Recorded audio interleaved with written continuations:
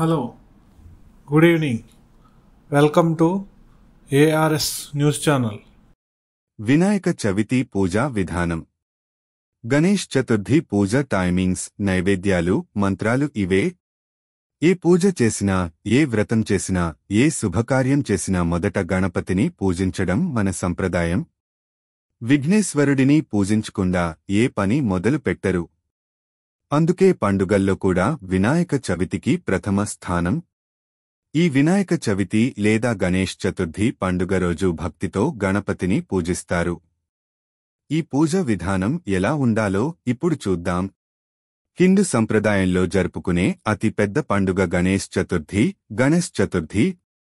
ఈ వినాయక చవితి పండుగ సందర్భంగా ఆచరించే గణేష్ నవరాత్రులు భాద్రపద మాసం చతుర్థి తిథి నుంచి ప్రారంభమై అనంత చతుర్దశి తిథి వరకు కొనసాగుతాయి.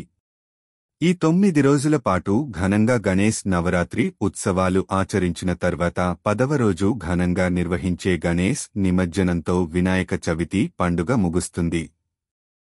ఈ సందర్భంగా వినాయక చవితి పూజా విధానం, పూజకు శుభ సమయం, గణపతికి సమర్పించాల్సిన నైవేద్యాలు వంటి వాటి గురించి తెలుసుకుందాం.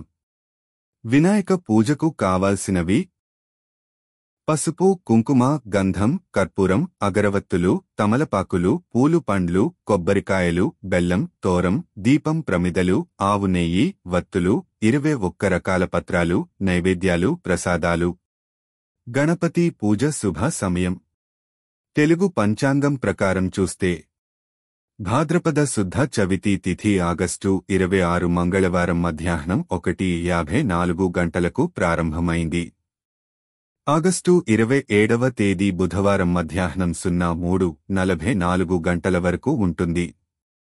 సాధారణంగా హిందూ సంప్రదాయం ప్రకారం ఉదయ తిథి పాటిస్తాం కాబట్టి ఆగస్టు 27న వినాయక చవితి పండుగ జరుపుకోవాలని పంచాంగకర్తలు సూచిస్తున్నారు.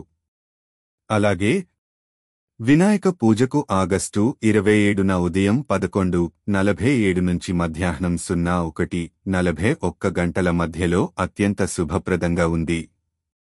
గణపతి పూజా విధానం. వినాయక చవితి పండుగ రోజు ఇంటిని, పూజగదిని శుభ్రం చేసుకోవాలి. ఆ తర్వాత ఇంటిని, పూజా మందిరాన్ని పసుపు, కుంకుమ, మామిడాకులు, పూల తోరణాలతో అందంగా అలంకరించాలి. అనంతరం వినాయకుడి విగ్రహాన్ని పూజామందిరంలో తూర్పు, ఉత్తరం లేదా ఈశాన్య భాగంలో ఏర్పాటు చేసుకోవాలి. ఒక ప్లేట్ లేదా వస్త్రంపై బియ్యం పోసి వాటిపై తమలపాకులు అలంకరించాలి.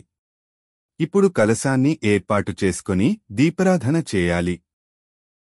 ఒకవేళ వీలైతే జిల్లేడు వత్తులతో దీపం పెడితే వినాయకుడి అనుగ్రహంతో ఏడాది మొత్తం శుభ ఫలితాలు పొందవచ్చని పండితులు చెబుతారు. గరిక పోచలు, 21 పత్రాలతో పూజ.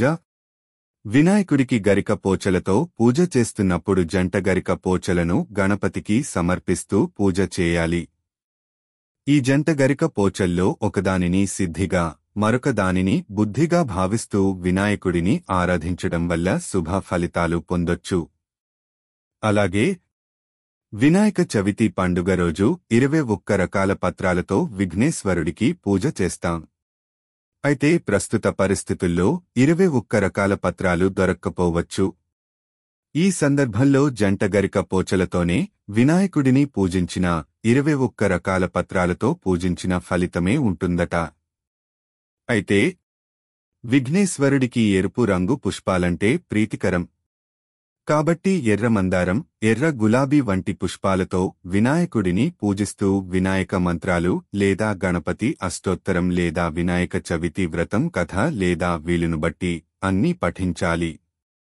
సమర్పించాల్సిన నైవేద్యాలు, ప్రసాదాలు. వినాయకుడికి అత్యంత ఇష్టమైన నైవేద్యాల్లో మోదకాలు, పూర్ణపు బూరెలు, బెల్లం, లడ్డూలు, పాలకోవా, అలాగే పండ్లు, పాయసం వంటివి వారి స్థోమతను బట్టి నైవేద్యాలు, ప్రసాదాలు గణపతికి సమర్పిస్తారు.